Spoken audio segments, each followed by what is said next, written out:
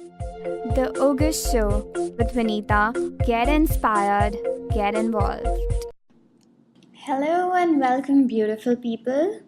And let's get started with Ogush Show with me, your host, Vinita. Yes, my friends, it is that time where you get involved and get inspired. As you all know, that the Ogush Show is about inspiration, it's about fun, and it's about inspiration with fun. And like I always say, people, it's about being selfish. Yes, my friends, be selfish. Think only about you throughout the show. What's in it for you? And what can you take away from these 60 minutes? So, my friends, get involved. Write to us, Facebook us, tweet us. Tell us what you think about the show. We love to hear from you. So, keep doing that. As you all know, we are starting the international series for the Ogush Show, where we're taking people from all over the world and showcasing them on this very show.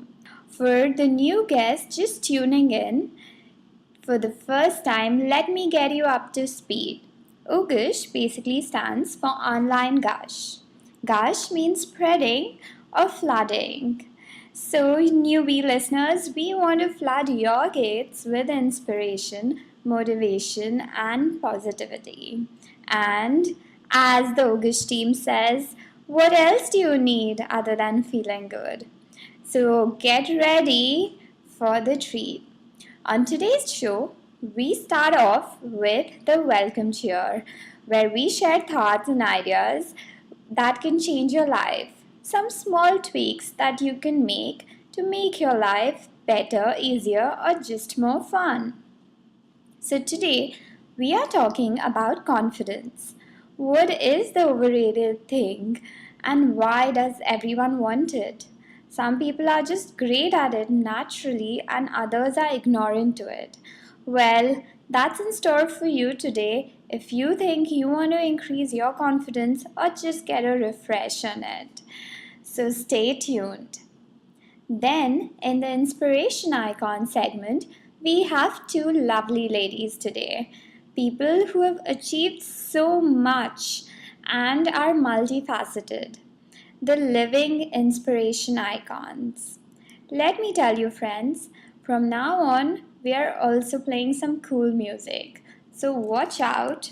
Stand up for the champions, for the champions. Stand up for the champions, for the champions. Stand up, stand up, stand up for the champions, for the champions. Stand up, stand up, stand up, stand up. Here we go, it's getting close.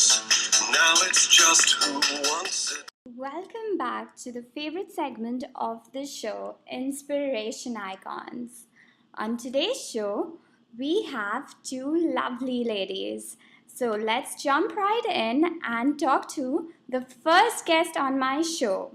She is a superwoman, a doctor, a policymaker, and an Indian from New Zealand, the very pretty and talented, the witty and full of energy, an entrepreneur. She is now doing a dual program from two of the best schools in the world, Harvard and Wharton, and claims her biggest achievement has been founding NGO.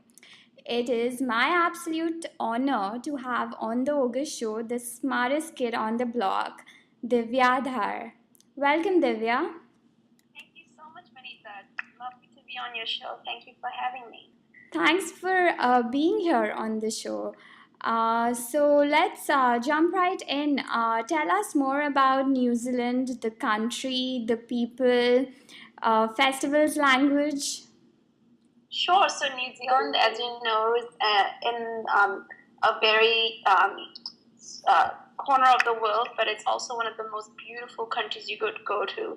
So I always tell all my family and friends, if you're going to go to one country in the world, make sure it is New Zealand.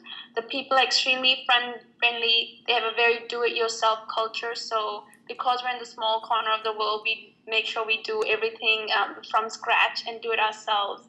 So very entrepreneurial mindset, very beautiful people, open, friendly. It's one of the most magical places you could be. Oh, I'm sure like a lot of my listeners would be wanting to make this as their next trip to go to. It sounds so exotic when you say it. So let's talk about you now. Your life-changing moment was the speech competition in your early years. Take us through it.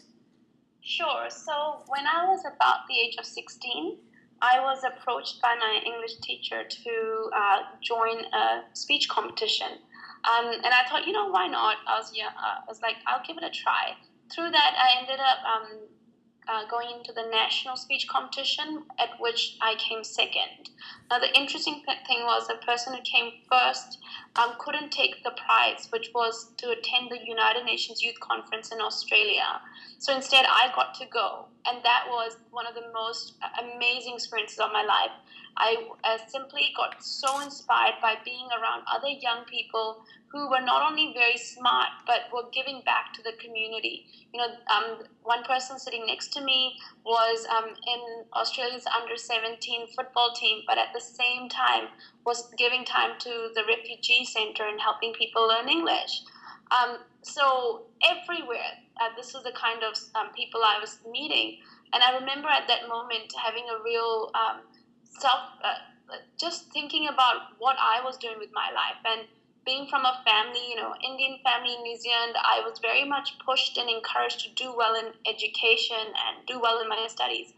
And I realized that as good as that was, and I was doing okay in my academics, that's not going to be what matters at the end of the day in terms of measuring how much of an impact or difference I make in the world. So it was one of those moments of life where you had to pick, which direction you want to go in. And I decided when I come back to New Zealand, I was going to get involved with everything under the sun that I could.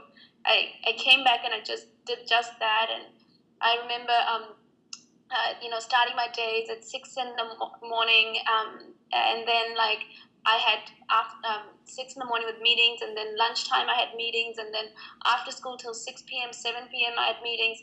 I was so involved and I got so tired that it was crazy, but actually my academics slipped. And it also meant that a scholarship that I was going to get, I couldn't receive that anymore because my grades dropped. And again, it was one of those moments I was thinking, this was lined up for me, and I, was somebody who really, really cared about academia and doing well. But because my heart told me that there was something else out there that I had to give to the world, that it meant that I ended up losing the scholarship. But at the end, I didn't feel sorry about it because what I learned was so much more important.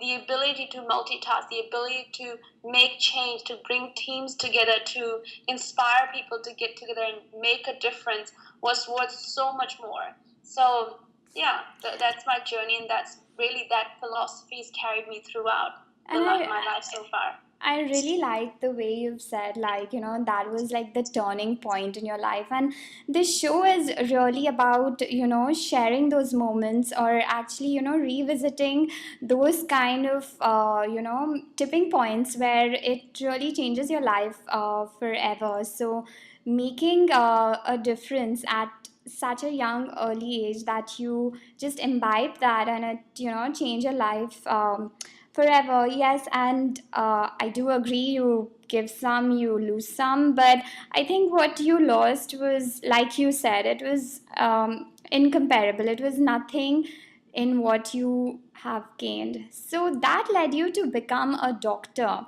and you say that the cause population health changed your perspective about medical profession. Could you give us insight into that and your purpose in life? What was going on through your mind then? Yeah, sure. So I joined first year university, during which I had to choose basically if I was going to join medical school or not. So I did firstly just general science papers to figure that out. And the course that really helped me decide that medicine was a path for me was very interesting, because for most people it was also the most boring course. It was called Population Health 111. And in that, I learned how for a person, for the health outcomes that somebody gets as an individual person, so much of that is about how their past has been. Not only their own personal path, but the past of their community, and the way that their family members have interacted into that equation. So much of our health, if you think about your health or my health, if you think about that, a lot of it is actually, partially to do with how well you're eating and partially to do with how much you're exercising. But then if you ask yourself, where did you learn about the concept of eating in this way or this kind of exercising? A lot of that came from your family, your role models, what was available to you if you were rich enough or, could afford decent healthcare, decent food, having clean water, having a decent house to live in. So very quickly realized that as much as I believe that everyone has the ability to become healthy, a lot of it's reliant on so many other major factors that we don't have control of. And that's where I wanted to come in. I wanted to be the kind of person who stops people from becoming ill, as opposed to once they're unwell, trying to fix them. And that led you to a further step, like a bigger concept, where you got into policy making. And one of the papers you wrote actually got accepted for the government of New Zealand. So, was that the driving force to, led you to pursue the course that you are at the Harvard Kennedy School?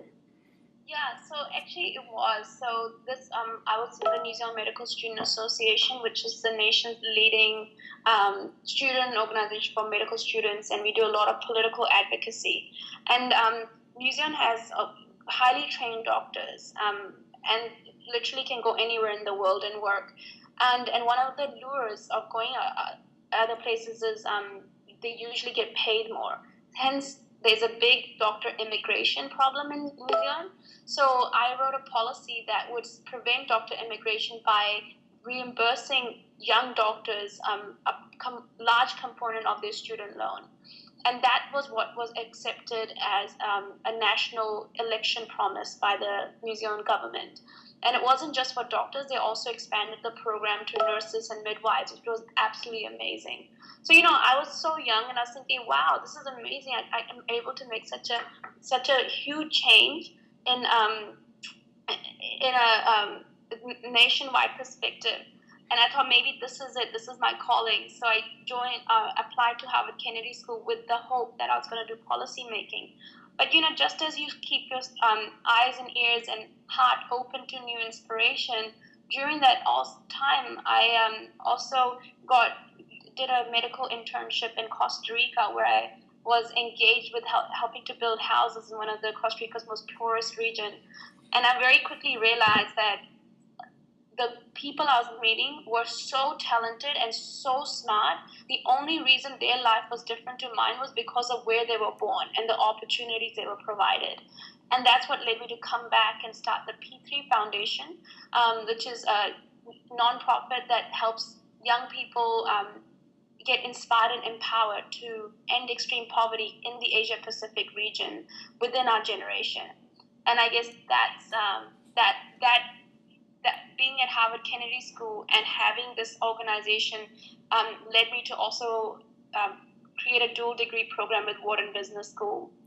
So I was just going to jump into that. I mean, the list of your achievements is endless, but the Wharton Business School is kind of special because I got to meet you there. So tell us about the whole business thing. I mean, I know people who run NGOs. I feel that that project is very special to them, very close to their heart, in spite of wearing different hats. Is this the most special thing to you? Yeah, so Wharton is an amazing program. Like, I was meeting an amazing set of people such as yourself, Anita. It's also the kind of learning I've been doing here. Learning all of about how do you create sustainable business practices. So whatever ideas you come up with is something that you can expand across the world. Just the kind of how do you create a very talented leadership team and keep people motivated, those kind of very intrinsic questions that we all need to answer before we can execute something, quite beautiful. I think like the Borden community and the support we get here is like literally one of the best things we can.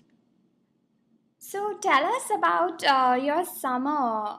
You started this whole new company, Seratis, and among Wharton, it's definitely very famous. So tell us how it all happened. Your co-founding partner. What is the business model like, and what is the way forward? Sure.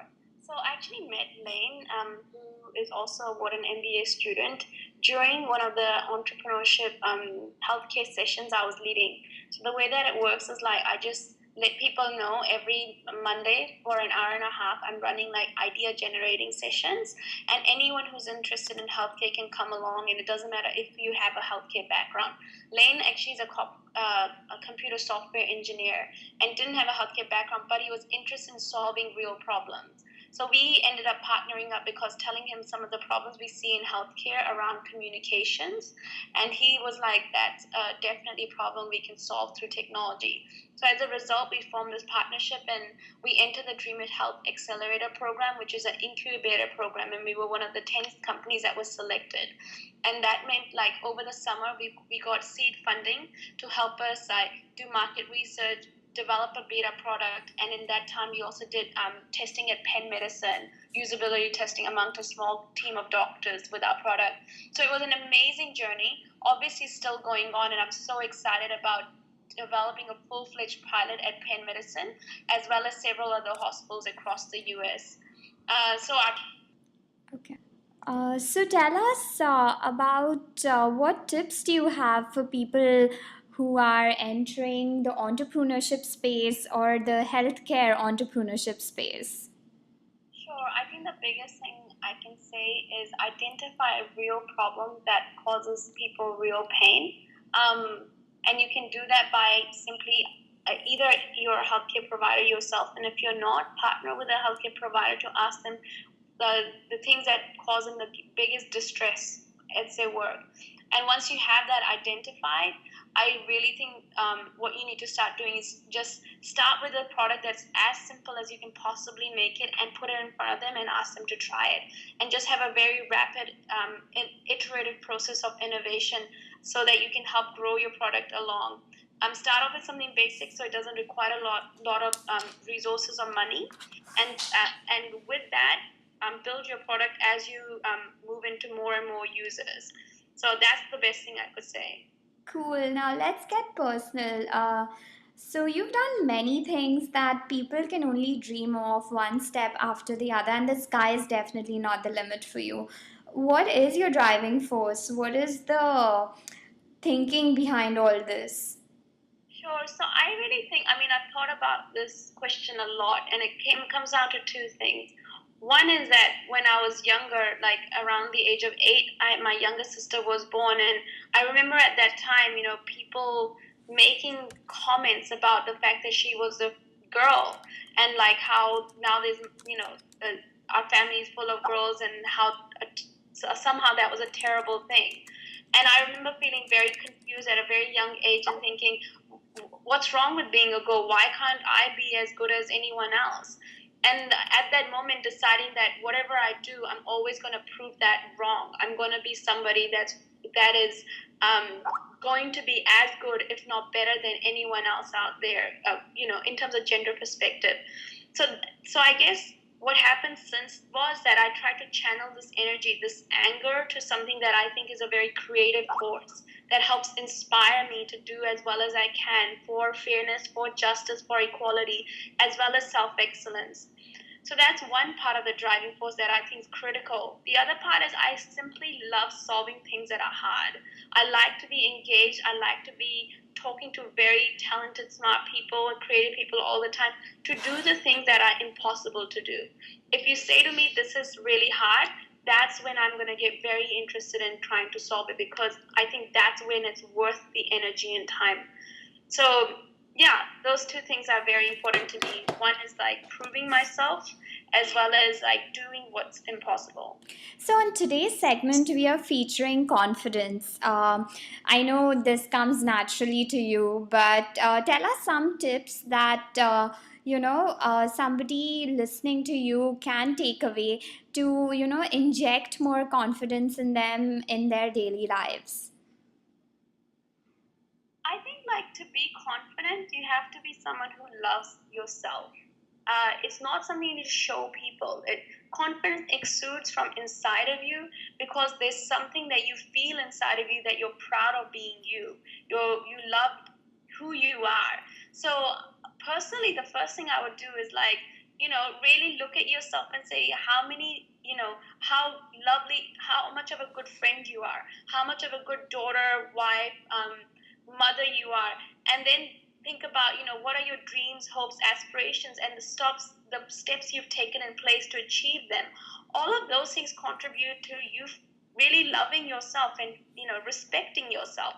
Once you do that, automatically you show other people confidence, because it's obvious at that stage.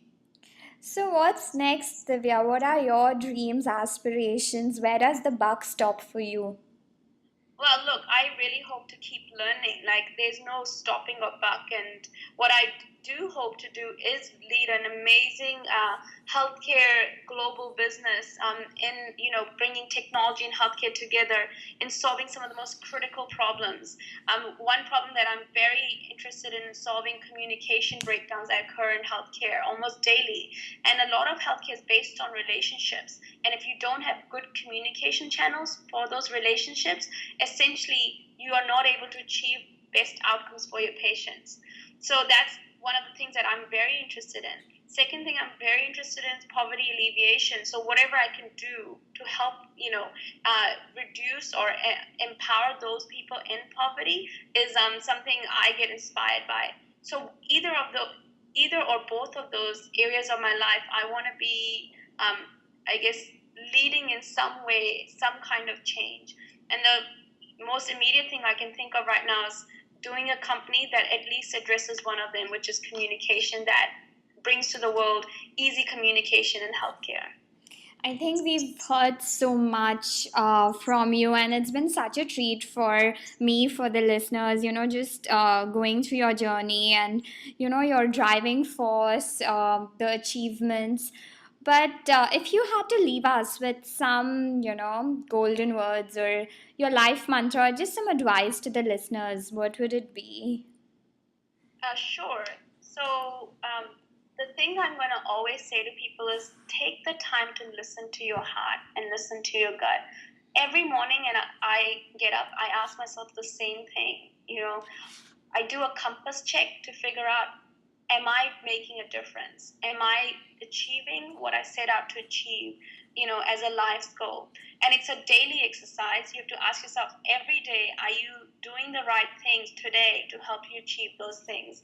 And do you feel good about them? Are you inspired still by them? If it's not something that's inspiring you, why not? Having that inquiry simply starts with having a compass check of your gut every morning. So that's the most important thing I'll tell people, is ask yourself those questions every day. I think that is the word for the day, compass check. I love it. And listeners, if you want to get in touch with Divya, ask her more questions about healthcare, about entrepreneurship, about Harvard, Wharton, or anything that you have listened to. If you like it and if you'd want to get in touch with her, you know where to contact us. Do write to us and we make sure she'll answer your questions. Thanks for tuning in, Divya. Today it was a pleasure talking to you. Same here, Vanita. Thank you so much for having me on your show. Thank you.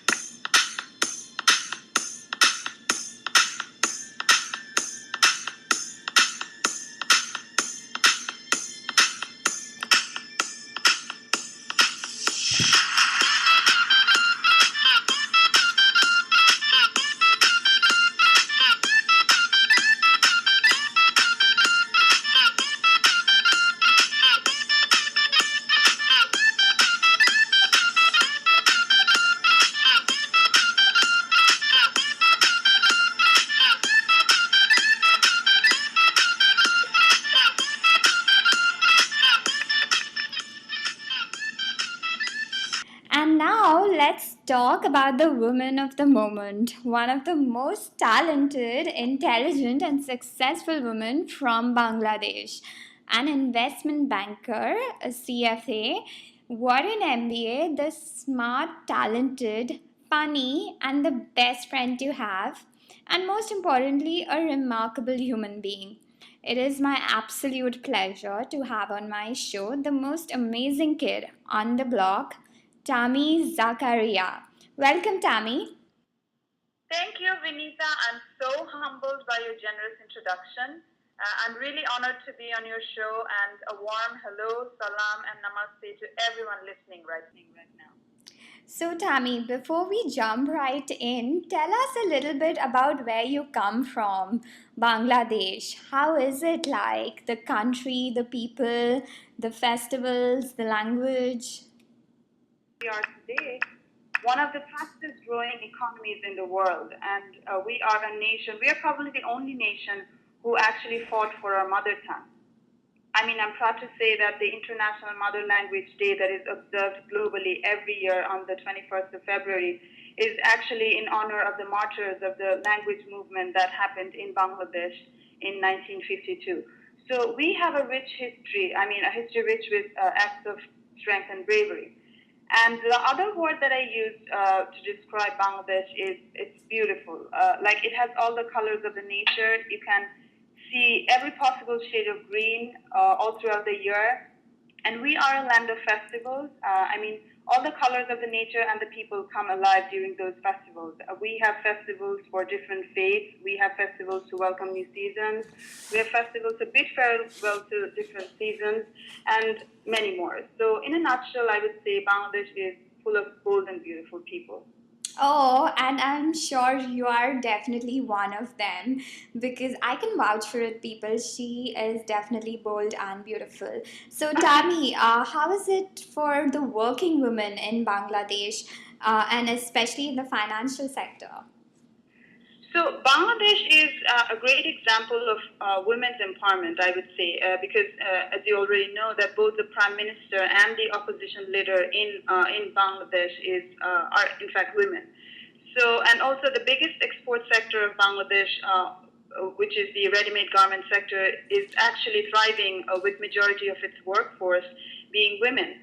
So, having said that, women's participation is still below what I would ideally like to see in some sectors, and unfortunately, finance is one of them.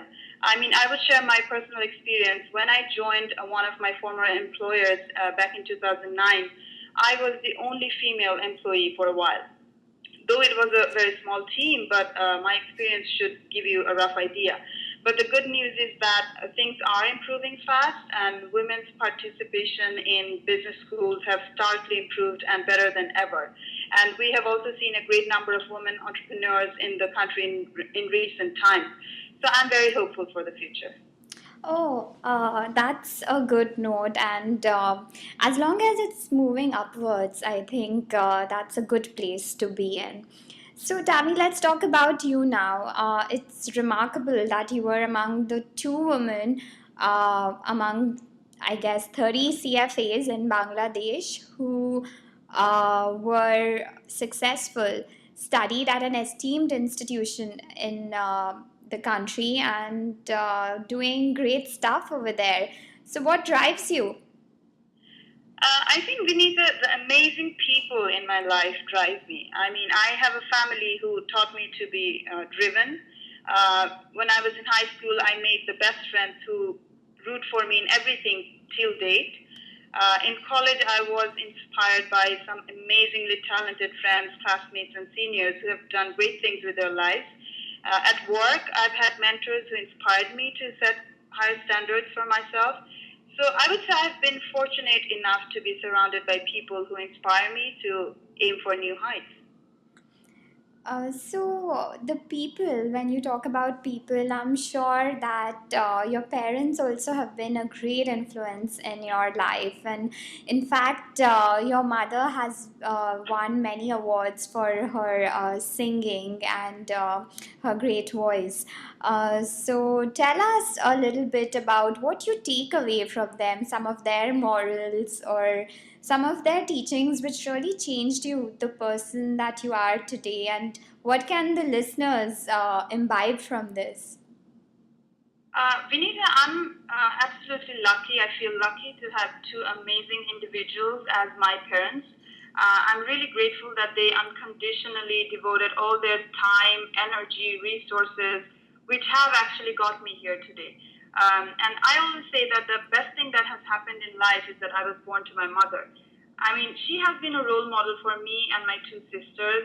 She was highly successful in her own profession. At the same time, she is a singer, and above all, she was a hands-on mother, and she still is.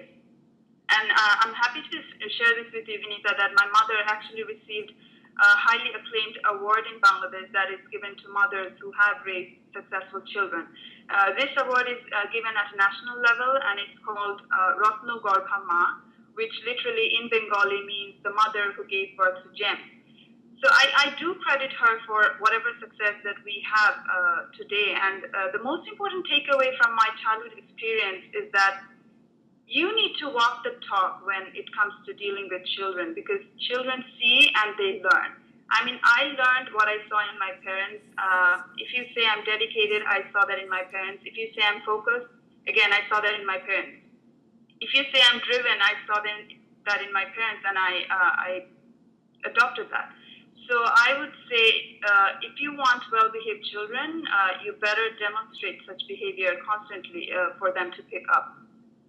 Definitely learn by example. That is something which I am going to remember for some time. So, Tami, let's talk a little bit about the actual education and the financial career. Can you take us through, your education, how you became only one of the top two women to be and have a successful degree, and then work in one of the most successful firms in Bangladesh? So I started. So let's start with my schooling. When I was in high school, I mostly took courses that were related to science. Actually, I was more into science when I was in school, and by the time when it was time for me to choose my college major, I started to look around, and I absolutely fell in love with this amazing business school in my country, which is the Institute of Business Administration, which is a part of the University of Dhaka, which actually, I would share this with you. The Dhaka University was actually known as the Oxford of the East. I mean, it's highly regarded, and its business school is actually one of the most prestigious in the country. And when I started to know some of the individuals from that institution, I absolutely knew that I wanted to be a part of this institution. So that's how I got into business school. I did my undergrad, and then when I finished my undergrad, I wanted to get into finance, and I started working for a private equity firm. It was one of the first private equity firms in Bangladesh, and after 10 months, I actually switched to an asset management company, and from there on, I worked in that company. I started doing my CFA because I realized that if I wanted to do good in my profession, CFA would give me that upliftment, and it eventually did. So I spent 3 glorious years with the asset management firm, and then I realized that maybe it's time that I moved to explore the world. I mean, get involved in the financial markets in different parts of the world. So that's why I decided to pursue my MBA. I got into working with Edmund T. Pratt Fellowship, and here I am doing my final year at Wharton. And you've been an extraordinary student over here. As soon as you came, you were the career fellow, and then you just happened to get into one of the most prestigious organizations, JP Morgan, over the summer. But tell us a few takeaways from the first year of Wharton. How has it changed you or groomed you, or what are some of those things that really stand out for you, and looking back you think that this is really worth it?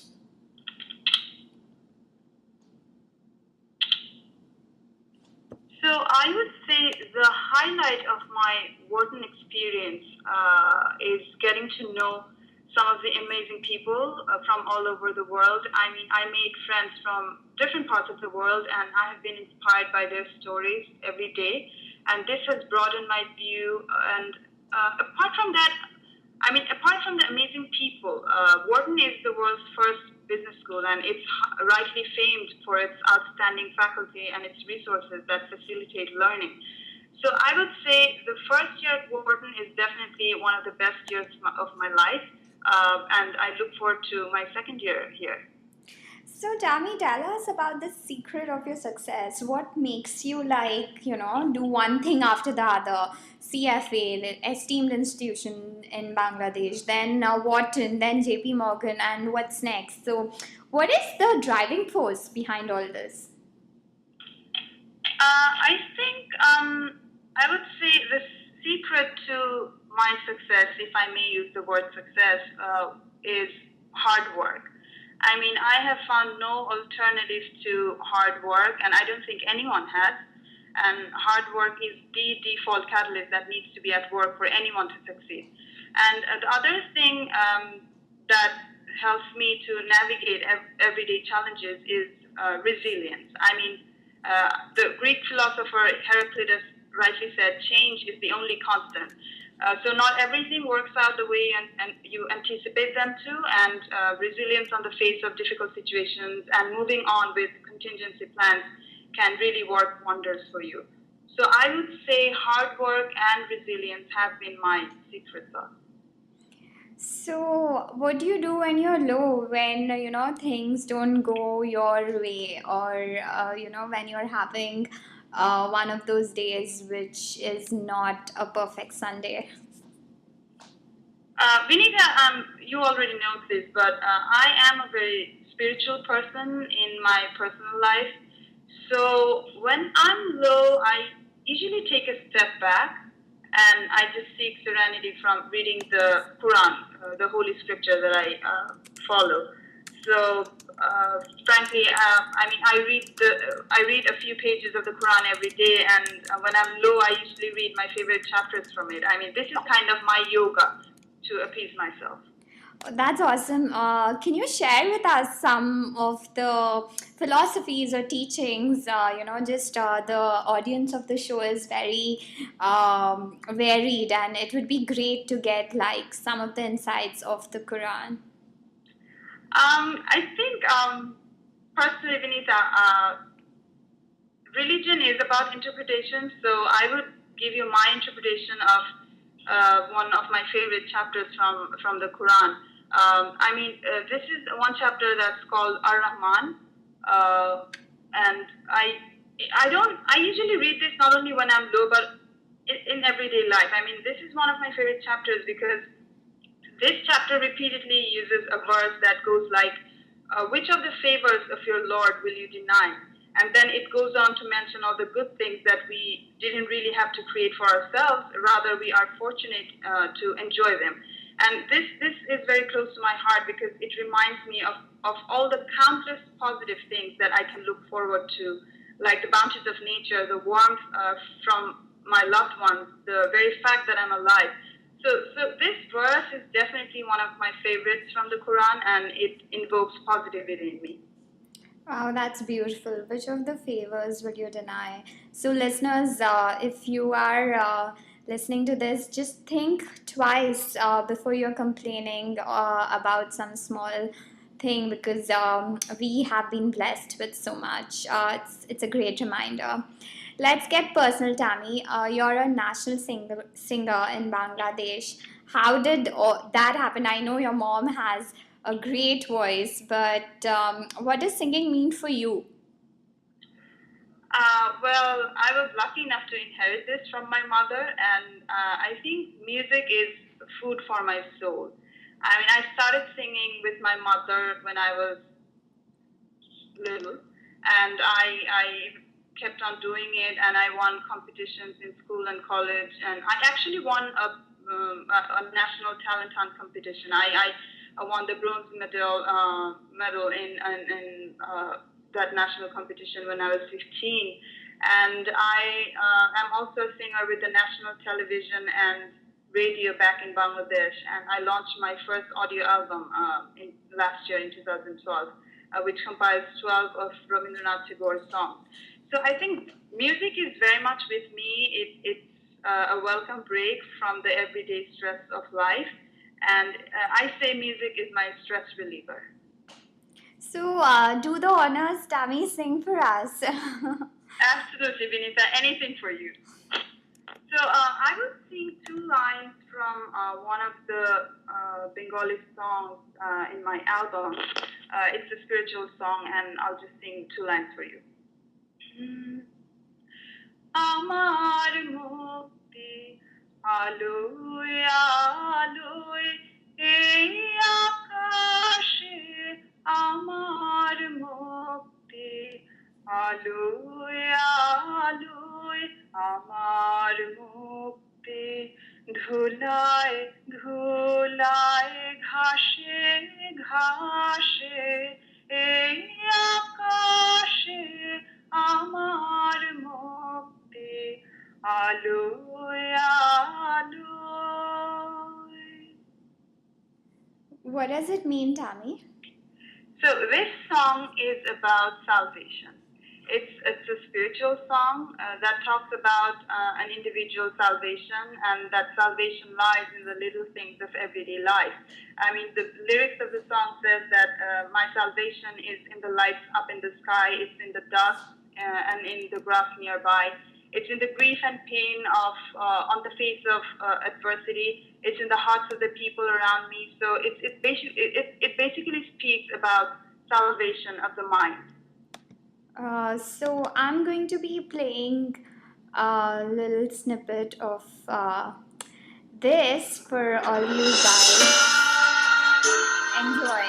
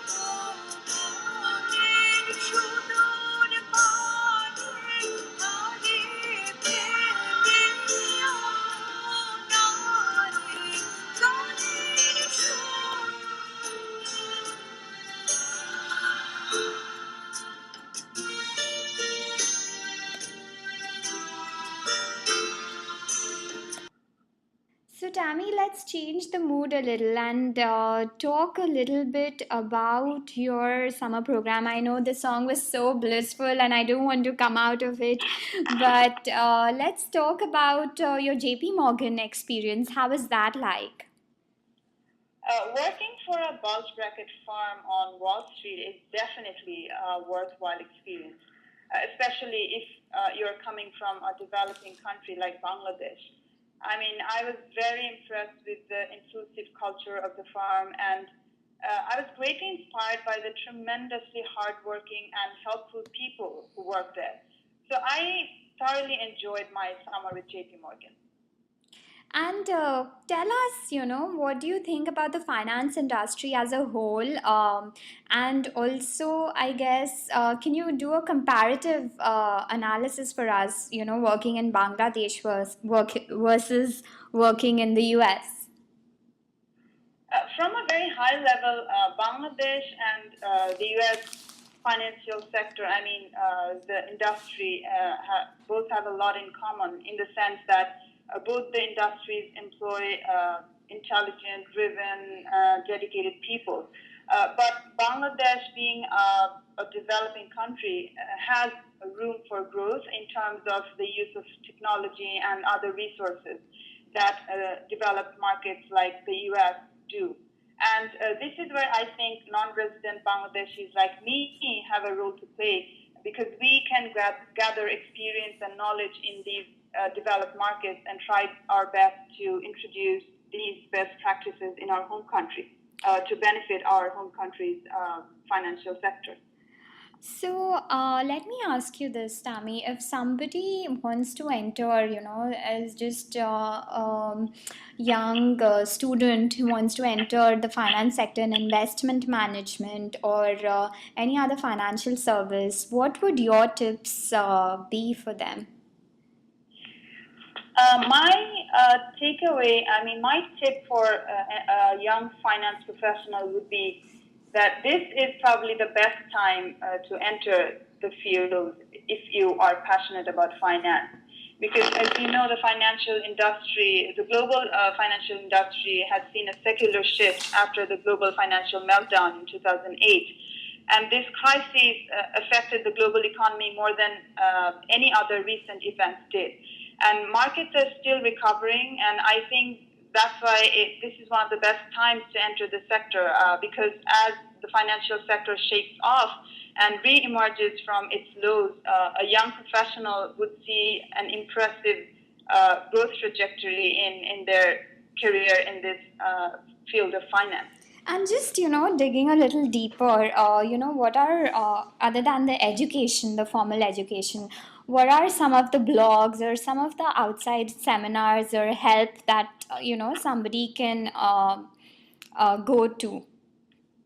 I think your best friend in your profession, especially if you're in the finance field, is you should grow the habit to read. Read, and read. I read all kinds of newspapers. That keeps me on top of all the major events that affect economies all over the world.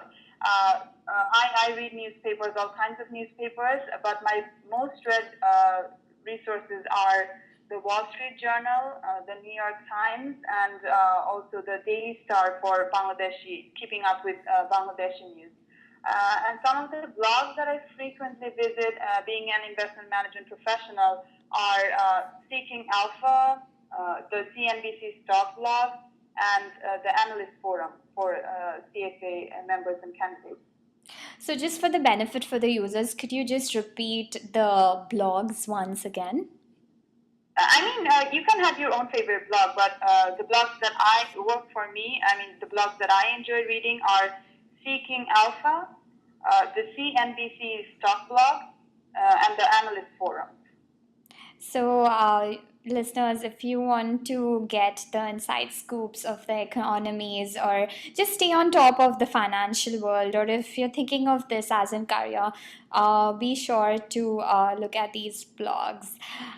So, Tami, one thing to make sure, these blogs are mostly focused on the Americas market, so you can actually look for other blogs that have information or talk about markets that you're interested in, maybe Africa, Asia, or any other market. So these are the blogs that talk about the Americas market. But how important do you think is, the American markets? How much do they influence the other markets? Absolutely. The world is now getting more correlated than ever before. As I said, the financial crisis in 2008 actually showed how correlated all the major and the smaller economies are. When things started going bad in Europe and the Americas markets, the whole world suffered. So I would say that economies are interconnected more than ever before. So, listeners, if you want to stay on top of the financial markets, you know what to do because everything is correlated nowadays. Tammy, on today's segment, we are actually featuring confidence, and your close friends say that you are a really confident person. I know, it comes naturally to you, but if you had to give some tips for the listeners, what would it be? Vinita, I wish confidence came naturally to me. I mean, I'm glad that I don't come across as nervous as I actually am. I mean, even right now, as I'm talking to you, I am nervous. I mean, it's nerve-wracking to speak in international media. But on a serious note, I would say to be really confident with yourself, keep doing what makes you uncomfortable. And after a while, when you keep doing something, you will eventually get comfortable with it. You will get on top of it. So just keep trying. So, Tammy, as much as I don't want you to go away, I will have to let you go. But before you go, tell us about your life mantra, your advice to the listeners. What can we take away from you today? So, my advice to listeners, if I may, would be that work hard and don't focus on failures, rather, focus on the lessons that come with each failure. And this will take you a long way. And most importantly, invest in your relationships with others. I mean, your network within your family, within your friends, within your professional setting, your network can help you give that extra upliftment in your career. So, I mean, from my personal experience, my network has been one of the most important, useful assets that helped me succeed more and more. So, I would say work hard, keep your focus, and keep building your network. So, focus on the learnings and not on the failures, and work hard and keep in touch with your network. These are Tammy's takeaways. You've heard Tammy talk to you about the financial markets in Bangladesh and in the US. You've heard her talk to you about her lovely mother and, a lot of takeaways from her childhood and her upbringing. You've heard her lovely voice. So, listeners, if you want to have an intimate chat with her, talk to her more about any of these topics, or just reach out to her, you know where to contact us. Thank you so much for being on the show, Tammy. It was an absolute pleasure. And if the listeners have some questions, we are definitely going to get them to you. Thank you so much, Tammy. Thank you so much, Vinita, for inviting me and asking me to share my story. It's been great to be part of your show, and thanks a lot. And I wish you and everyone listening all the success in life. Nothing less lead me to my destiny. I have waited patiently. I have vision, though I believe. I know I can count on me. So stand up for the champions, for the champions. Stand up, stand up, stand up for the champions, for the champions. Stand up for the champions, for the champions. Stand up, stand up, stand up for the champions, for the champions. Stand up, stand up, stand up, stand up. Here we go, it's getting close. Now it's just who wants it most. It's just life, that's how it is. Cause we have our strengths and weaknesses. Oh, I have vision, can't you see? I'm on the move, make way for me. So stand up for the champions, for the champions. Stand up, stand up, stand up for the champions, for the champions. Stand up for the champions, for the champions. Well, weren't they just champions? And thank you so much, listeners, for still being a part of the show, for actively getting involved, getting inspired. Each one of you has been very instrumental in at least pushing us forward. So we have come to the last section, and I will not let you get away without listening to my top tweets for today. So my first tweet is by Inspire Us, and you can follow them at inspire_us. It goes, one important key to success is self confidence. An important key to self confidence is preparation. And this is written by the author Arthur Ashe. Next quote is by Dalai Lama, one of my favorite spiritual leaders. He writes, determination, courage, self confidence are keys to success. In all circumstances, we should remain humble, modest, and without pride. So, since this segment is all about self confidence, let me just continue the mood. And now I'm going to be quoting the president of Univision Networks, and he says that accept your past without regrets, handle your present with confidence, face your future without fear. And you can follow him at Alberto Ciurana. The next quote is by one of the tweeters. Her name is Candy Johnson, and you can follow her at Candy Johnson. Confidence is not the same thing as arrogance. Great people don't tell others how great they are, they just greatly affect others. I think that was a lovely one. And thanks for bringing out this to the tweet world. And my last tweet for the day is obviously mine, and you can follow me at Vinita Surana. Don't fake it till you make it, but fake it till you become it. Hashtag confidence. So this is all we have for you on today's segment. Thank you so much, listeners. And like always, do write to us, Facebook us, tweet back to us. You can also tweet to us at the Ogush Show.